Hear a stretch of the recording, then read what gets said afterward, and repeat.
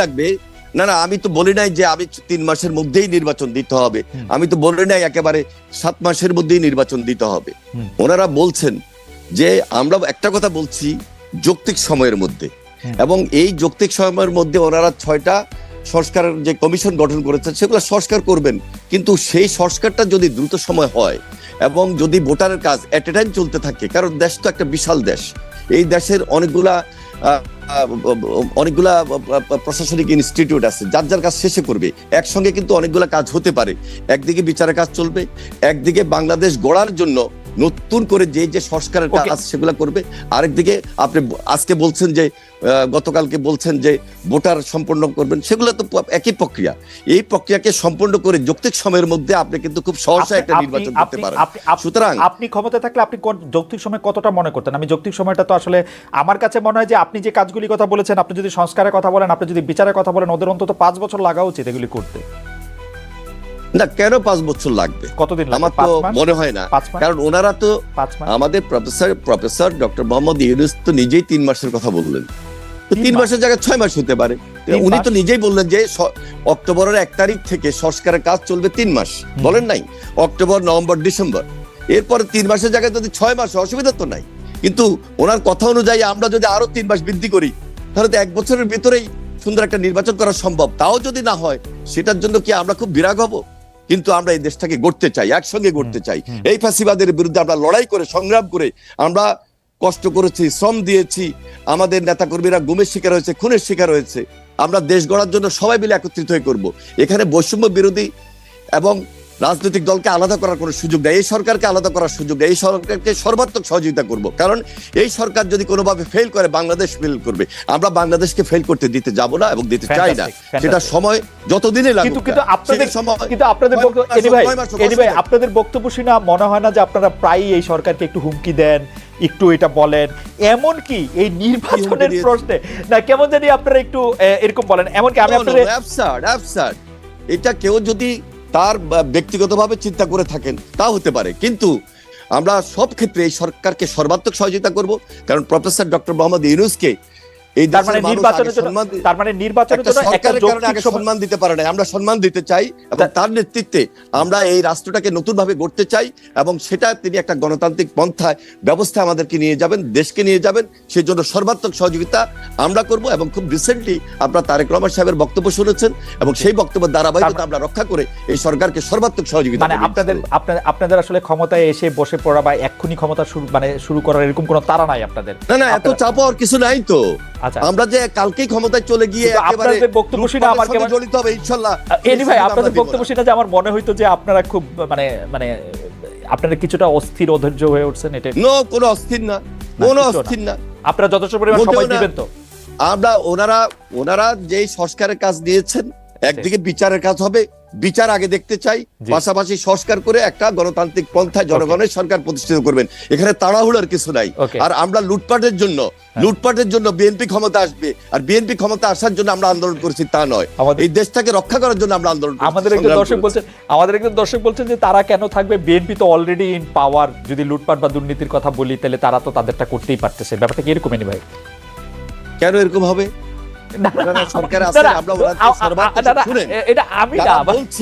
যারা বলছে এরা বিগত ধারাবাহিকতার কথা বলছে, ইনশাল্লাহ বিগত ধারাবাহিকতা। আর এখন যদি বিএনপি আন্দোলনের মধ্য দিয়ে এই দেশে গণতান্ত্রিক পন্থায় জনগণের সরকার প্রতিষ্ঠিত হয়, বিএনপি তখন বলেছে যে আমরা এই 31 দফার ভিত্তিতে আমরা দেশ পরিচালনা করব। সেখানে বিএনপি যদি বিজয়ী হয়, তাহলে যারা নির্বাচনে পরাজিত হয়েছে তাদেরকে নিয়ে ঐক্যমত্য সরকার গঠন করব এই 31 দফার ভিত্তিতে, এবং সেটা জাতীয় ঐক্যমত্য সরকার হিসাবে বিবেচিত হবে। জাতীয় ঐক্যমত্য সরকার হিসাবে বিবেচিত হবে। খুবই আমার মনে হয় যে এনি ভাই খুবই চমৎকারভাবে এটা বলেছেন। নাহিদ ইসলাম, আপনি যদি এই বিষয়ে কিছু বলার থাকে আপনি 1 মিনিট একটু বলতে পারেন, কারণ আমার কাছে মনে হয় যে বিএনপি আসলে কি করতে চায় তারা একদম স্পষ্টভাবে এনি ভাই বলেছেন যে বিচারটা যেমন জনগণ দেখতে চায়, কারণ যত অন্যায় এর আগে সরকার করেছেন, শেখ হাসিনা করেছেন, সেগুলি আসলে বিচার দেখতে হবে, সংস্কারের জন্য যথেষ্ট পরিমাণ সময় দিতে চায়, কিন্তু সবগুলি কাজে একসাথে করা সম্ভব, 1 বছরের মধ্যে নির্বাচন হওয়া সম্ভব। এই ব্যাপারে আপনি কি কোনো মন্তব্য করবেন কিনা, যদি আপনারা করতে চান? সর্বোচ্চ সহযোগিতা করতে এনি ভাইরা রাজি আছেন, এরকম একটা কথা বললেন। না, অবশ্যই আমরাও সেই সহযোগিতা চাই, এবং রাজনৈতিক দলগুলোর সহযোগিতা ছাড়া আসলে এই সরকারকে ফাংশন করানো সম্ভব নয়। এবং এই সরকার কিন্তু অভ্যুত্থানের সমর্থনে গড়ে উঠেছে, এবং এই অভ্যুত্থানে যেহেতু একটা জাতীয় ঐক্যমত্য তৈরি হয়েছে, সকল রাজনৈতিক দলগুলা এবং ছাত্র জনতার অংশগ্রহণ ছিল, ফলে এই সরকার কিন্তু সবাইকে প্রতিনিধিত্ব করে। এই জন্য আমি এর আগেও যেটা বলেছি যে কোনো জাতীয় সিদ্ধান্তের জন্য আমরা কিন্তু এই রাজনৈতিক দলগুলো এবং ছাত্র জনতার ঐক্যমত্যের ভিত্তিতেই জি দেশ পরিচালনা করতে চাই। নির্বাচনের মেয়াদে এনি ভাইও প্রায় একই রকম কথাই বলেছেন, কিন্তু জনাব ইসলাম, সম্প্রতি আপনার একজন সতীর্থ, একজন সমন্বয়ক নিজেকে ঢাকা বিশ্ববিদ্যালয়ের শিবির সভাপতি ঘোষণা করেছেন।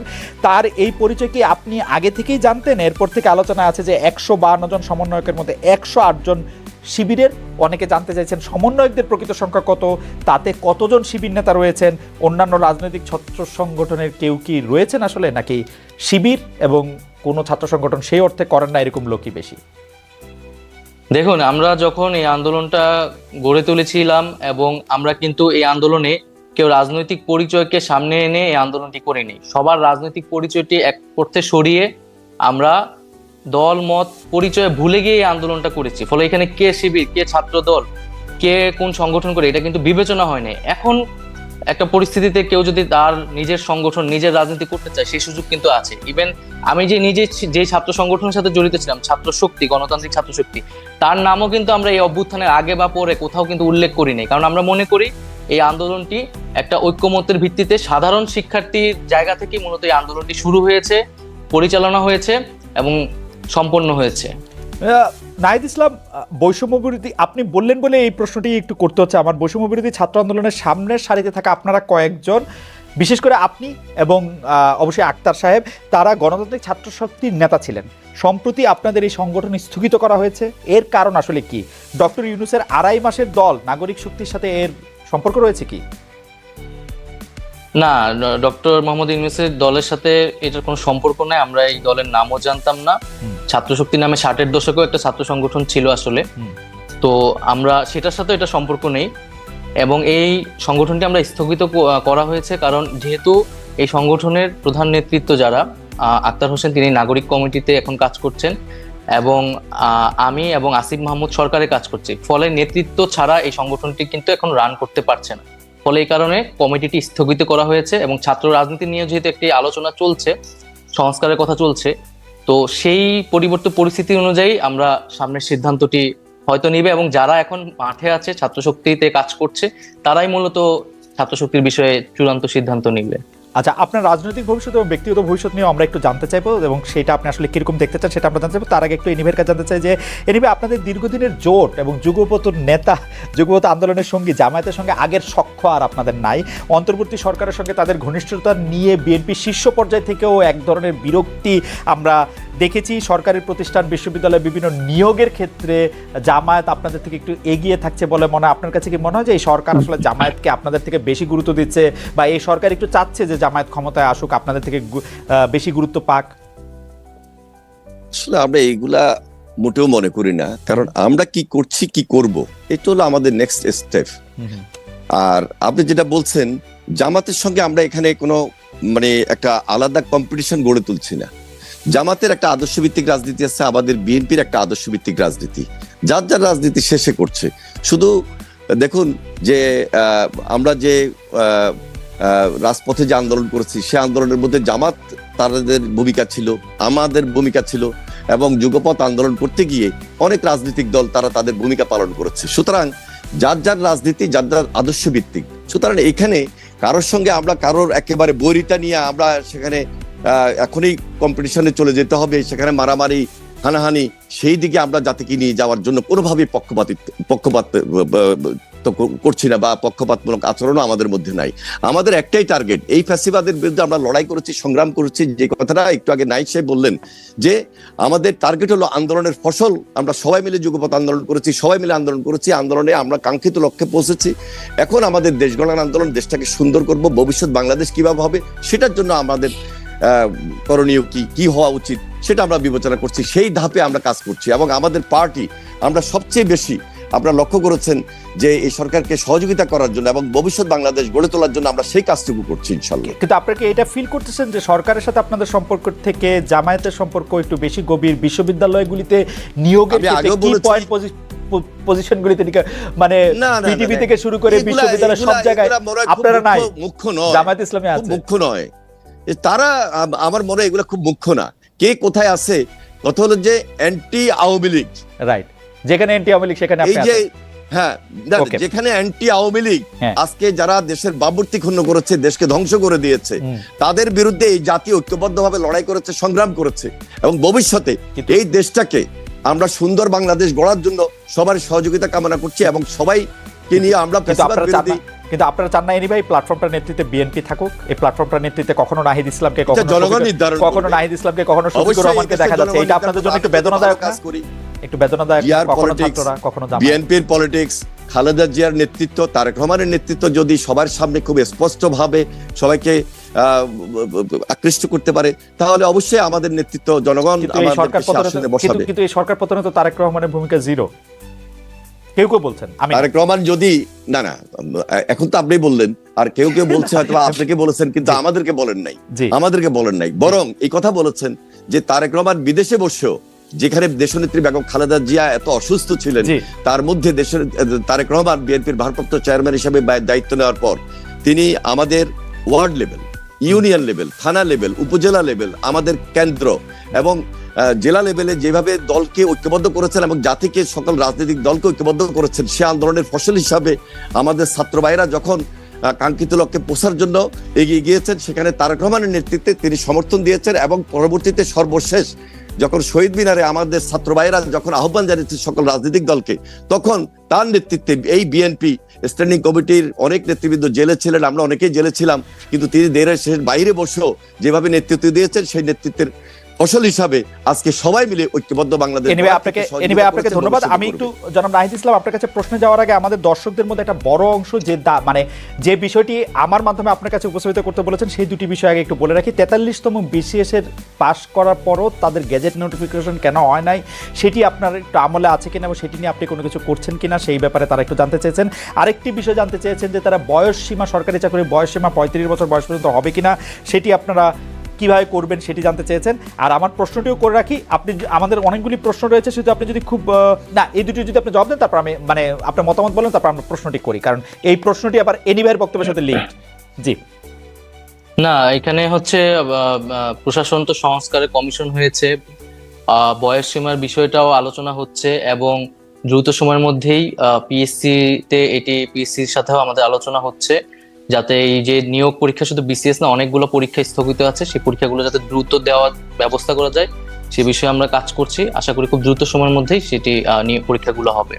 ওকে, আর প্রশ্নটি হচ্ছে যে এক দফা সরকার পতন আন্দোলনের আগে আপনাদের যে 9 দফা দাবি ছিল, তাতে দলীয় লেজুর ভিত্তিক ছাত্র রাজনীতি নিষিদ্ধের দাবি ছিল আপনাদের, কিন্তু অনেক ক্ষেত্রে সেটি দলীয় লেজুর ভিত্তিক ছাত্র রাজনীতি না হয়ে গোটা ছাত্র রাজনীতি নিষিদ্ধের দিকে আপনারা যাচ্ছেন, এটি একটা কথা।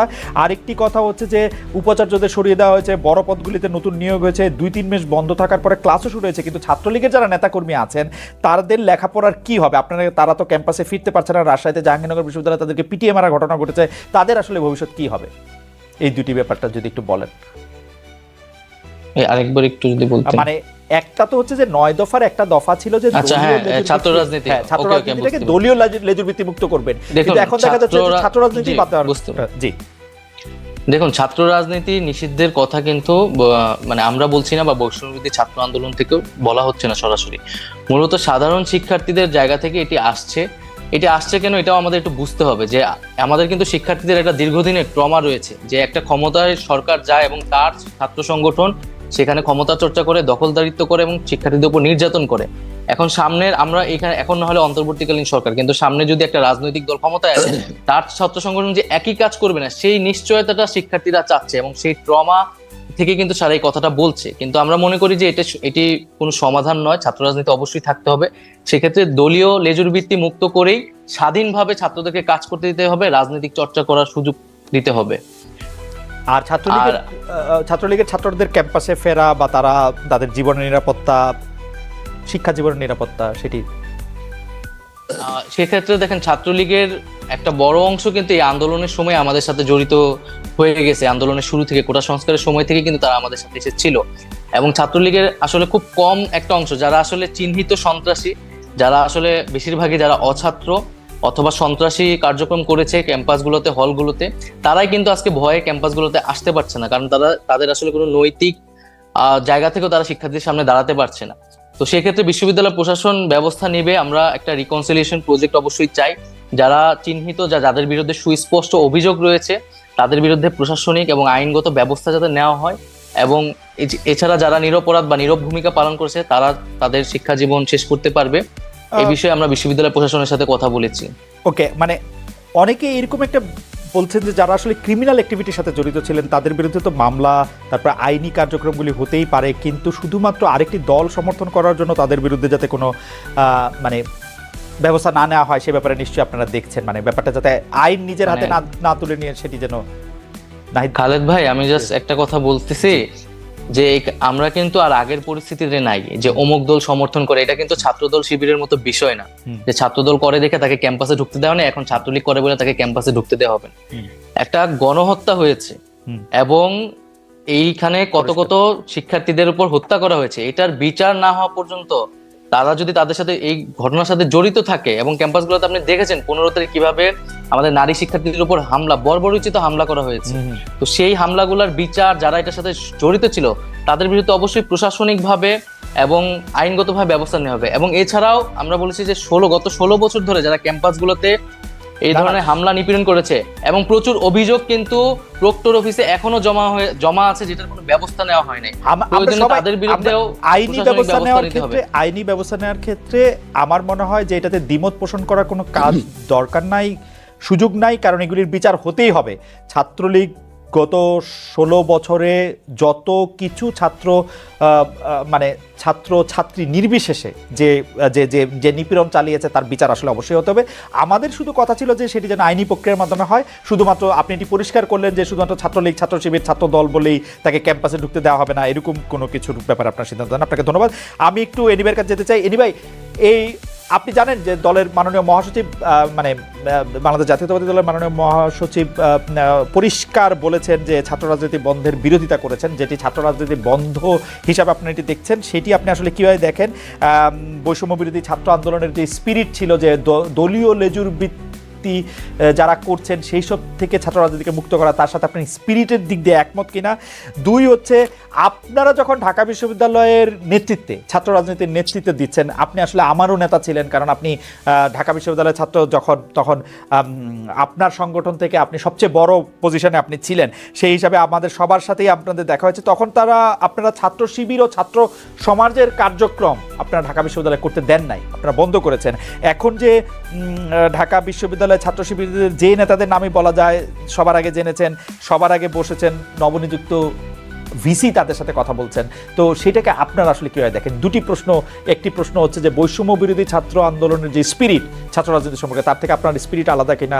2 হচ্ছে শিবির আর ছাত্র সমাজ প্রকাশ্যে এসে সভাপতি ভিসিদের বৈঠক করা, সেটিকে আপনারা কিভাবে দেখছেন? দেখুন, আমি অ্যাডভাইজার নাহিদের কথাগুলোকে আমি একটু আগে যেটা উনি বলছেন ওগুলোকে আমি সমর্থন করেই বলছি। যারা হত্যা, সন্ত্রাস, রাহাজানির সঙ্গে জড়িত ছিল আইন অনুযায়ী তাদের বিচার হবে। আর যারা বিভিন্ন বিশ্ববিদ্যালয়ে ভাইস চ্যান্সেলর হিসাবে ছিলেন, এই ভাইস চ্যান্সেলর হিসাবে কিন্তু একটা অবৈধ সরকারের অবৈধ নিয়োগ ছিল, সুতরাং তাদেরকে এখানে নিয়ে আসা এটা আমাদের দায়িত্বের মধ্যে পড়ে না। আর আইন অনুযায়ী যাদের বিচার হবে, বিচারের প্রক্রিয়ায় তাদেরকে সেখানে মোকাবিলা করতে হবে। আর সাধারণ ছাত্ররা ঢাকা বিশ্ববিদ্যালয়ে বলেন আর বিভিন্ন শিক্ষা প্রতিষ্ঠান বলেন, তারা তাদের উন্মুক্ত ছাত্র রাজনীতি থাকাটাই উচিত। কারণ ছাত্র রাজনীতি যদি না থাকে তাহলে দুর্বৃত্তায়ন কিন্তু বেড়ে যাবে, এটা সন্ত্রাস, অত্যাচার, নির্যাতনের মাত্রাও বেড়ে যাবে। তবে আমরা যারা লেজুর ভিত্তিক ছাত্র রাজনীতির কথা বলার চেষ্টা করছি, আসলে লেজুর ভিত্তিক ছাত্র রাজনীতিকে আমরা ওন করি না। আমরা বাংলাদেশ জাতীয়তাবাদী দল, আমাদের একটা সহযোগী ছাত্র সংগঠন আছে, ঠিক অন্যান্য দলেরও সহযোগী বা অঙ্গ সংগঠন আছে, তারা তাদের রাজনীতি অবশ্যই করা উচিত। ছাত্র রাজনীতির ভাবমূর্তি রক্ষা করে ছাত্র রাজনীতি করতে হবে। হ্যাঁ, এখানে যেটা সাধারণ ছাত্রদের পক্ষ থেকে কথা উঠেছে যে ছাত্র রাজনীতি আসলে বন্ধ করবে কি করবে না, সেটার জন্য ডায়ালগ হতে পারে, আলোচনা হতে পারে, এবং সেটা কি ছাত্র রাজনীতির সংস্কার হতে পারে, গুণগত পরিবর্তন আনা যায় এবং ছাত্রদের জন্য ছাত্র রাজনীতি, শিক্ষা প্রতিষ্ঠানের মধ্যে যেন ছাত্র রাজনীতি সেটা ছাত্রদের অধিকার প্রশ্নে থাকে, সেগুলাকে প্রাধান্য দিয়ে সকল রাজনৈতিক দলের সঙ্গে যদি আমরা ডায়ালগের প্রেক্ষাপট তৈরি করি। ইতিমধ্যে বৈষম্য বিরোধী ছাত্র আন্দোলনের যারা নেতৃত্ব আছেন তাদের সঙ্গে আমরা কথা বলেছি, আলোচনা হয়েছে। সেই আলোচনার পরিপ্রেক্ষিতে আমি এটাই বলতে পারি, তাদের নিজস্ব একটা থিঙ্ক ট্যাঙ্ক আছে, তারাও আলোচনা করছেন যে আমরা কোনোভাবেই ক্যাম্পাসে ছাত্র রাজনীতি থাকবো না, এই কথা আমরা বলতে চাই না। হ্যাঁ, ছাত্র রাজনীতির সেখানে অবশ্যই সচেতন হতে হবে, দায়িত্বশীলতার পরিচয় দিতে হবে। রেগুলার ছাত্ররা যেন ছাত্র রাজনীতি করেন, ছাত্ররা যেন ছাত্র রাজনীতি করেন, সেখানে যেন সংস্কার নিয়ে আসতে পারে, সেই ডায়ালগ কিন্তু ভাই আপনি জানেন সবকিছু, কারণ আপনার মানে আপনি প্রখর মেধাবী একজন মানুষ এবং আপনার মনেও থাকে, এখন তো আপনি রাজনীতি করছেন সেগুলো, কিন্তু আপনি জানেন যে বৈষম্য বিরোধী ছাত্র আন্দোলনের একাধিক সমন্বয়ক ঢাকার বাইরে সমাবেশ করতে গিয়ে বাধার মুখে পড়েছিলেন। কোনো ক্ষেত্রে অভিযোগ রয়েছে বিএনপি সমর্থিত ছাত্র সংগঠন ছাত্রদল এসব ঘটনার সাথে সম্পৃক্ত ছিল। এই বিষয়টি নিয়ে কি আপনি কিছু বলবেন? আমি আপনাকে বলে রাখি, আমরা কিন্তু দেখেছি যে ছাত্রদল এটা অস্বীকার করেছে, কিন্তু এনিওয়ে এটা তো আমাদের মুখস্থ। এখন ছাত্রলীগ নাই এবং ছাত্রলীগের কারো এরকম সাহস নয় যে এইগুলি আইসা এরকম বাধা দেবে। এগুলি যদি করে তাহলে এটা ছাত্রদলই করছে, মানে এটা হচ্ছে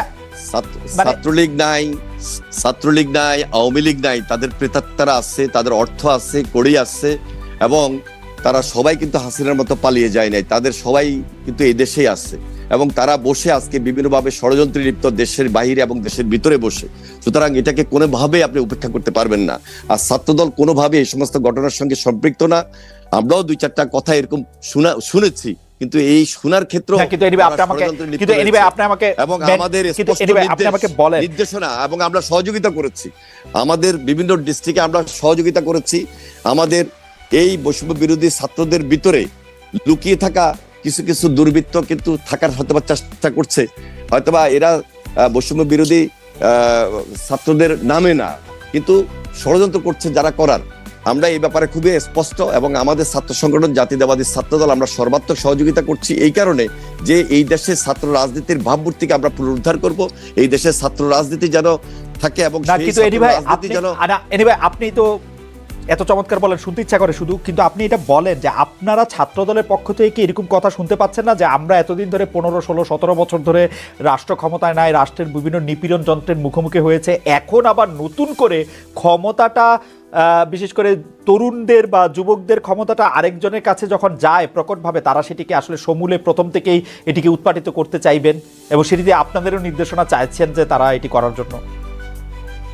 দেখুন, আমাদের যে বয়স, আমি যদি আমাকেই বলি যে বয়স, আমি নিজেকে এখনো তো বলি না যে আমাদের তরুণ পার হয়ে গেছে।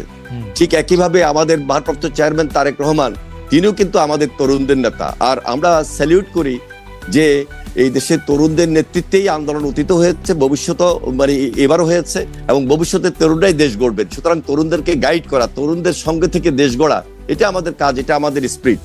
আমরা এই স্পিরিটের সঙ্গে একত্রিত হয়ে এখনো বলছি যে বাংলাদেশের ছাত্র রাজনীতি এবং এই যে জেড জেনারেশন, এদের পরামর্শগুলা গ্রহণ করা, এদের সঙ্গে আলোচনা করা এবং এদের ভাবমূর্তিকে ধরে রেখে কাজ করা এবং ভবিষ্যতে এরা যেন ছাত্র রাজনীতির সঙ্গে সম্পৃক্ত হয়। কারণ ছাত্র রাজনীতির সঙ্গে যদি সম্পৃক্ত এরা না হয়, তাহলে এই দেশে ছাত্র রাজনীতির নতুন ভাবমূর্তি তৈরি হবে না, যেটা ছাত্র রাজনীতির উপর অনেক কালিমা লেপন হয়েছে অতীতে, সেটাকে গুছিয়ে এনে ভবিষ্যতে ভাবমূর্তি তৈরি করে এই জেনারেশন যেন এগিয়ে যায়, সেজন্য সর্বাত্মক সহযোগিতা আমরা এই জেনারেশনকে করব এবং সর্বাত্মক সহযোগিতা করছি এবং করব। আমি একটু নাহিদ ইসলামের কাছে শুনি।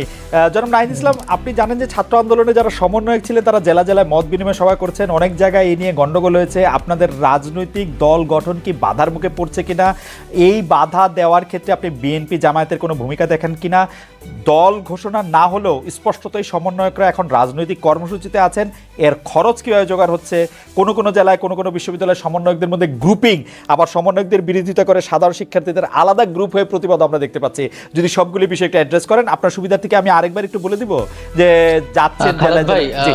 ঠিক আছে, আপনার এই প্রশ্নের আগে আমি অ্যানি ভাইয়ের কাছেও কিছু প্রশ্ন আর কি বা কথা বলতে চাই। প্লিজ বলেন। জি, অ্যানি ভাই তো আমাদের খুবই পরিচিত ছাত্র নেতা ছিলেন, আমাদের পরিচিত বলতে আমরা শুনেছি তার কথা ক্যাম্পাসে এখনো আলোচিত হয়। তো এখানে যে একটা বিষয় যে আমরা যেটা বারবার বলছি যে ছাত্ররা স্বাধীনভাবে আসলে রাজনৈতিক কার্যক্রম করতে হবে তাদেরকে, এবং সেক্ষেত্রে রাজনৈতিক দলগুলোর কিন্তু সবচেয়ে বেশি ভূমিকা রাখতে হবে, এবং এই মুহূর্তে তাদের এই কমিটমেন্টটা ছাত্রদের কাছে করতে হবে যে একটা ছাত্র সংগঠনকে কি তারা কেবল তাদের দলীয় কাজে লেজুর হিসেবে ব্যবহার করবে, নাকি স্বাধীনভাবে তাদের ক্যাম্পাসগুলোতে শিক্ষার্থীদের পক্ষে কাজ করার সুযোগ করে দেবেন, 1 নাম্বার। 2 নাম্বার হচ্ছে ছাত্র রাজনীতি বা ছাত্র নেতৃত্বের বিকাশের প্রধানতম জায়গাটা কিন্তু ছাত্র সংসদ নির্বাচন, এবং আমরা কিন্তু 90-এর ডাকসুর কথাও শুনেছি, এবং কিন্তু 90-এর পরে বিএনপি যখন ক্ষমতায় আসলো তখন কিন্তু ছাত্র সংসদ নির্বাচন আমরা দেখতে পেলাম না, এবং যার ধারাবাহিকতা আওয়ামী লীগে রেখেছে, এবং 28 বছর কিন্তু ডাকসু নির্বাচন ছিল না। ডাকসু নির্বাচন ছাড়া, ছাত্র সংসদ ছাড়া কিন্তু আপনি কোনো ছাত্র রাজনীতি আসলে কল্পনা যে ছাত্র রাজনীতি সেটা আসলে সঠিক নেতৃত্ব চর্চাটা হয় না। তো ছাত্র সংসদ এই নির্বাচনটা আসলে এই বিএনপি যদি ক্ষমতায় আসে তারা এটা অব্যাহত রাখবে কিনা, বা তারা পূর্বে এটি রাখেনি কেন, এই বিষয়টি আমি তার কাছে জানতে চাচ্ছি। আর দ্বিতীয়ত আপনি যে বিষয়টা বললেন, এখানে বৈষম্যবিরোধী আন্দোলনের পক্ষ থেকে বা আমাদের কারো পক্ষ থেকে কিন্তু রাজনৈতিক দল করার কথা বলা হয়নি, এবং এটি আরো স্পষ্ট করছি, আমরা দুইজন যারা এখানে সরকারে এসেছি তাদের সাথেও কিন্তু বৈষম্যবিরোধী আন্দোলনে একটা তফাৎ ঘটে গেছে, এবং আমরা কিন্তু তাদের সাংগঠনিক কার্যক্রমে এই মুহূর্তে যুক্ত থাকছি না, কারণ আমরা সরকারের কাজে মনোনিবেশ করছি। বৈষম্যবিরোধী ছাত্র আন্দোলন তার যে দাবি দেওয়া, তার 1 দফা 9 দফা এগুলো কিন্তু এখনো পূরণ হয়নি, হত্যার বিচার হয় নাই, আহত এবং শহীদ পরিবারদেরকে এখনো সহযোগিতা পৌঁছানো যায় না, তারা কিন্তু সেই দাবিগুলো নিয়ে কাজ করছে। সেটার জন্য বৈষম্যবিরোধী আন্দোলন দেশ পুনর্গঠনে ছাত্রদের জায়গা থেকে কাজ করছে, এবং সারা দেশে যে শিক্ষার্থীরা আন্দোলন করছে তাদের সাথে একটা মত বিনিময়, তারা কি ভাবছে সেই জায়গাতে কিন্তু তারা জেলায় গিয়েছে। আমাকে একটু সাহায্য করবেন। প্রথম কথা হচ্ছে যে আপনি বলছেন যে আপনি এবং জনাব আসিফ এবং আমি ধরে নিচ্ছি যে জনাব মাহফুজও, তাহলে আপনারা বৈষম্যবিরোধী ছাত্র আন্দোলনের সাথে আপনারা একটু দূরত্ব মেনটেন করছেন, অর্থাৎ আপনারা সরকারে আছেন, বৈষম্যবিরোধী ছাত্র আন্দোলনের যে সমন্বয়কদের যে কাজ তাদের যে এর সাথে আপনাদের সম্পর্ক এখন একটু দূরবর্তী, মানে ডে টু ডে অপারেশন কোনটা নাই। জি আচ্ছা, মানে বৈষম্যবিরোধী ছাত্র আন্দোলন কোন সরকার দলীয় কিন্তু প্ল্যাটফর্ম না, আসলে এটি একটি স্বতন্ত্র প্ল্যাটফর্ম, অভ্যুত্থান নেতৃত্ব দানকারী প্ল্যাটফর্ম, এবং অভ্যুত্থানের আকাঙ্ক্ষা বাস্তবায়নে তারা কাজ করছে, এবং খুব শীঘ্রই হয়তো বৈষম্যবিরোধী আন্দোলন পুনর্গঠিত হবে, সেখানে হয়তো আমরা তো থাকবো না, আমরা এখন থেকেই নাই, আমরা কিন্তু কোনো সাংগঠনিক কার্যক্রম অংশগ্রহণ করছি না। কিন্তু জনাব নাহিদ ইসলাম, আপনি অনুষ্ঠান শুরুর আগে আমি আর এনি ভাই আলোচনা করছিলাম আপনার সাথে, আপনি এখনো মাত্রই শিক্ষা জীবন হয়তো আপনার শেষের পথে বা শেষ আপনি করছেন, মানে আপনি যদি আরো বেশি পড়াশোনা করেন সেটা তো আপনি করতেই পারবেন, কিন্তু তাহলে আপনার বা আসিফ মাহমুদের বা জনাব মাহফুজের জনাব আসিফ মাহমুদের তাদের ভবিষ্যৎ কি, মানে তারা আপনারা কি করবেন, মানে আপনারা তো রাজনীতিই করবেন তাই না, মানে আপনারা তো চাকরি বাকরি করতে পারবেন না, পারবেন কি জানি না চাকরি বাকরি করতে পারবো কিনা। আমরা দেখেন, আমার ব্যক্তিগতভাবে আমি কিন্তু রাজনৈতিক আকাঙ্ক্ষা ছিল দেখে আমরা ছাত্র সংগঠন গড়ে তুলেছি এবং ক্যাম্পাসে কাজ করেছি, ফলে সেই রাজনৈতিক আকাঙ্ক্ষা কিন্তু আমাদের আছে। তবে রাজনীতি কিন্তু কোনো একক সিদ্ধান্ত না, আমি ব্যক্তিগতভাবে কোনো সিদ্ধান্ত নিতে পারি না। আমরা এখন রাজনৈতিক দলকে কোনো প্রাধান্য দিচ্ছি না, এটি আমাদের মানে কোনো কাজ না। আমাদের এখন প্রধান কাজ হচ্ছে এই যে দেশ পুনর্গঠন, সরকারের থেকে এবং সরকারের বাইরে যারা আছে সকলে মিলে দেশ পুনর্গঠনে কাজ করে এবং সকলকে সহযোগিতা করে, আমরা সেটিকে সর্বাধিক গুরুত্ব দিচ্ছি। রাষ্ট্র সংস্কারে যে কাজটাকে সফল করে আমরা যাতে গণতান্ত্রিক রূপান্তর করতে পারি, পরবর্তীতে আমাদের এই দায়িত্ব শেষ হলে নির্বাচন আসলে সেই সময় আমরা হয়তো সেই বিষয়ে একটা সিদ্ধান্ত নিব, কিন্তু আমরা এই বিষয়ে এখন কোনো সিদ্ধান্ত নিচ্ছি না, সেই উদ্দেশ্যে কোনো কার্যক্রম করছি না। তবে আমরা এখানে বৈষম্যবিরোধী ছাত্র আন্দোলন সংগঠিত করতে চাচ্ছি শিক্ষার্থীদের, কারণ আমরা মনে করছি যে এখনো আসলে আমাদের ভয়ের জায়গাটা কাটেনি। গণ অভ্যুত্থানকে রক্ষা করার জন্য হলেও এবং তার আকাঙ্ক্ষা বাস্তবায়নের জন্য হলেও শিক্ষার্থীদের মধ্যে সেই সাংগঠনিক জায়গাটা থাকা দরকার। নাই, এ ব্যাপারে আমার কৌতূহল আসলে একটু বেশি, সেই জন্য আমি একটু জানতে চাচ্ছি যে সত্যি আমি যদি মানে I can feel for you, যে ধরেন আমি এখন আসছি, এখন এটা 1 বছর থাকবো, 2 বছর থাকবো, 3 বছর থাকবো সরকারের জন্য, সেটা আমি জানি না।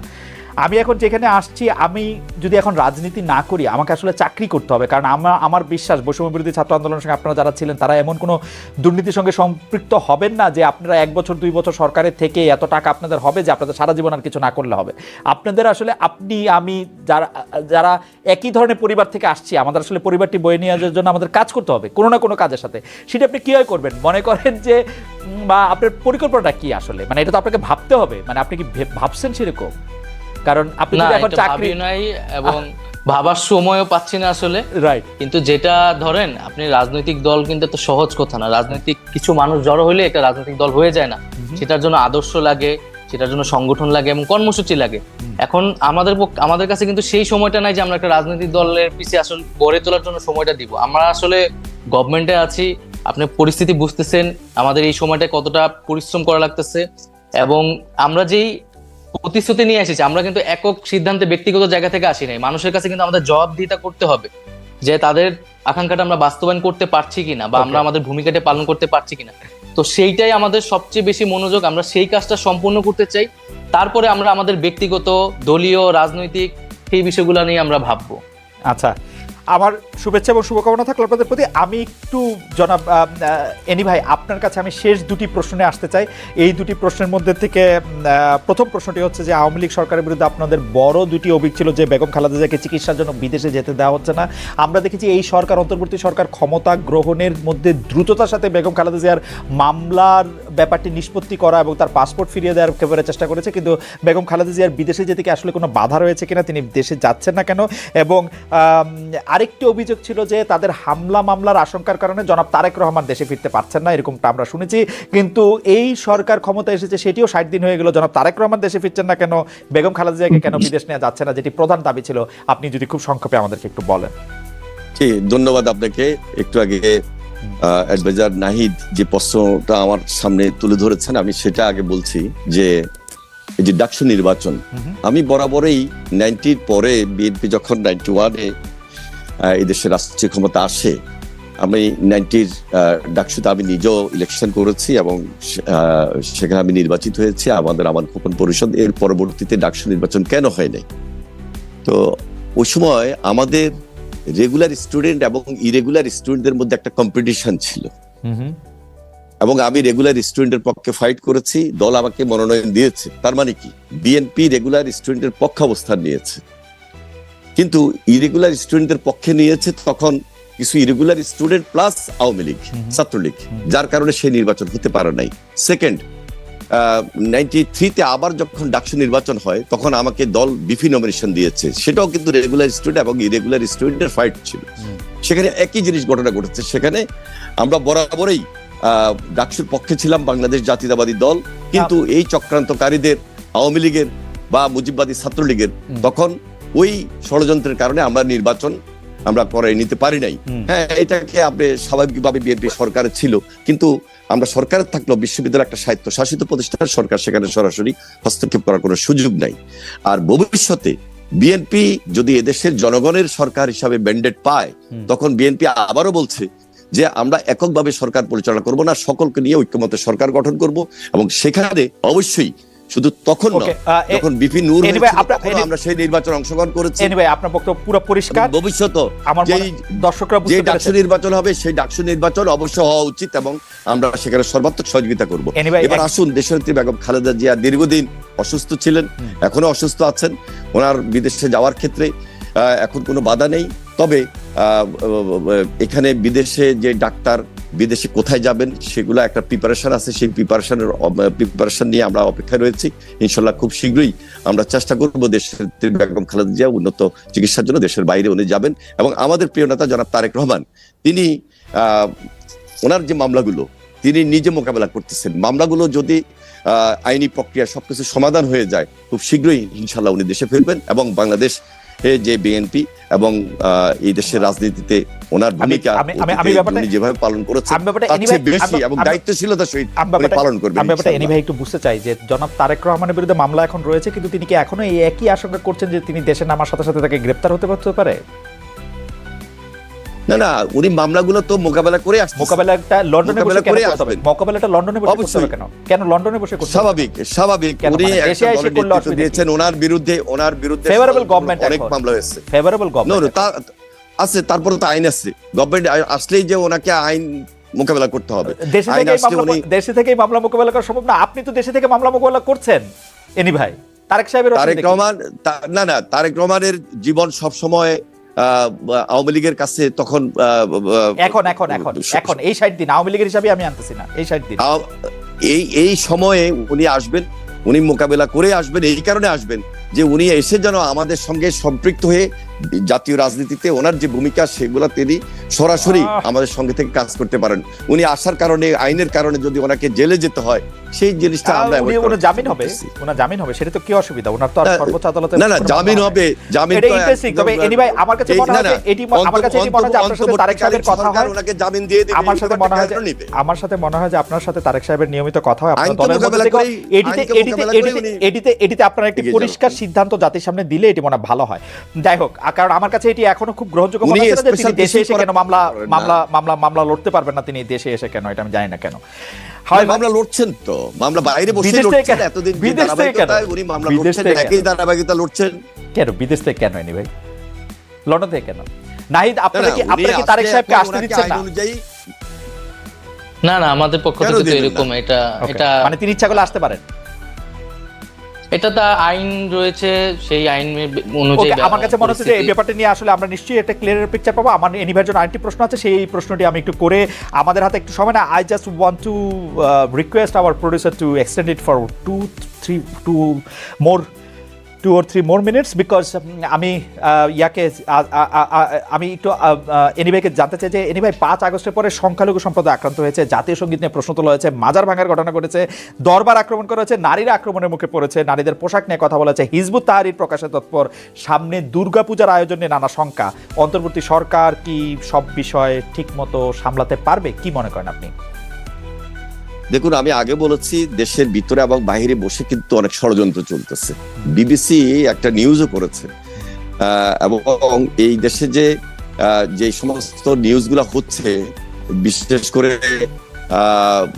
হিন্দু সম্প্রদায়কে নিয়ে, এগুলো ম্যাক্সিমাম ফেক, এবং বাংলাদেশের বাইরে বসেও এই সমস্ত ষড়যন্ত্রগুলো হচ্ছে। এবং অনেকগুলা নিউজ এখানে যেটা এসেছে যে, এবং সরাসরি হিন্দু সম্প্রদায়ের অনেকেই কমিটমেন্ট কথা বলেছেন মিডিয়ার সামনে, বাস্তবের সঙ্গে এগুলোর কোনো মিল নাই। আর ভবিষ্যতে যে পূজাটা আসতেছে, আমরা খুবই সতর্ক আছি, এবং আমাদের দলীয় পর্যায় থেকে কোনোভাবেই যেন তারা ষড়যন্ত্র করে আবার এই হিন্দু সম্প্রদায়ের উপর আঘাত করে আমাদের নাম বা দেশে আমাদের যে একটা শৃঙ্খলা অবস্থা, সেখানে যেন কোনো ষড়যন্ত্রে লিপ্ত না হতে পারে, সেজন্য আমরা এখন থেকে সতর্ক আছি, সজাগ রয়েছি, এবং আমাদের দলীয় নেতা কর্মীদেরকে ইতিমধ্যে নির্দেশ দেওয়া হয়েছে প্রত্যেক জায়গায় তাদের সহযোগিতা করার জন্য। তাদেরকে আমরা ইতিমধ্যেই সেই সহযোগিতার হাত বাড়িয়ে দিচ্ছি। এটা সরকারকে এই ব্যাপারে খুব সতর্ক থাকতে হবে। ইনশাল্লাহ সরকার সজাগ আছেন বলে আমরা মনে করছি। তাছাড়া এই যে মাজারের কথা বললেন বা আরো অনেক দরবারের কথা বললেন, সবকিছু মিলে একটা স্বাধীন বাংলাদেশ কিভাবে গড়তে হবে, এখন থেকে সেই পরিকল্পনা নিয়েই সুন্দর বাংলাদেশ গড়ার জন্য আমরা এগিয়ে যাচ্ছি, এবং আমাদের সর্বাত্মক সহযোগিতা এই সরকারের প্রতি আমাদের রয়েছে এবং ভবিষ্যতে থাকবে ইনশাল্লাহ। এনিওয়ে, আপনাকে ধন্যবাদ। আমি এটা নিয়ে শুধু এক লাইন জনাব নাহিদ ইসলাম আপনার কাছে শুনতে চাই যে, আপনার এই ব্যাপারে কি অনেকগুলি বিষয়ে প্রশ্ন তোলা হয়েছে যে সেগুলো আপনি ঠিকমতো করতে পারবেন কিনা, ষড়যন্ত্রের কথা বলেছেন এনিভাই। নাহিদ, আপনি যদি একটু শেষ কথা বলতেন, আমরা শেষ করে দিব, আমাদের অনুষ্ঠান শেষ আসলে। না, অবশ্যই এই বিষয়টা আমরা কিন্তু 5ই আগস্টের পর থেকে বারবার বলেছি যে আমাদের এখানে সকলের সমান অধিকার, নাগরিক অধিকার নিশ্চিত করতে আমরা চাই। আমরা সংখ্যালঘু সম্প্রদায়ের সাথে বারবার বসেছি। আমি নিজে দীঘিনালায় গিয়েছি পাহাড়ি বাঙালি দ্বন্দ্বের পরে, এবং আমরা এই বিষয়ে সতর্ক আছি, এবং আমরা বাংলাদেশের মানুষও এই বিষয়ে সচেতন আছে, এবং ঐক্যবদ্ধভাবেই আমরা সামনের যে কোনো এই ধরনের পরিস্থিতিকে মোকাবেলা করতে পারবো, এবং সকলকে সেই নিরাপত্তা। ইসলাম, আপনাকে অনেক ধন্যবাদ জনাব শহীদুদ্দিন চৌধুরী এনি। আপনার সাথে কথা বলে অনেক বিষয় নিশ্চয়ই আমাদের দর্শকরা পরিষ্কার হয়েছেন। আপনি জেনে খুশি হবেন 52,000-এর বেশি দর্শক লাইভ এই অনুষ্ঠানটি দেখেছেন। জনাব নাহিদ ইসলাম, আপনাকেও অনেক ধন্যবাদ।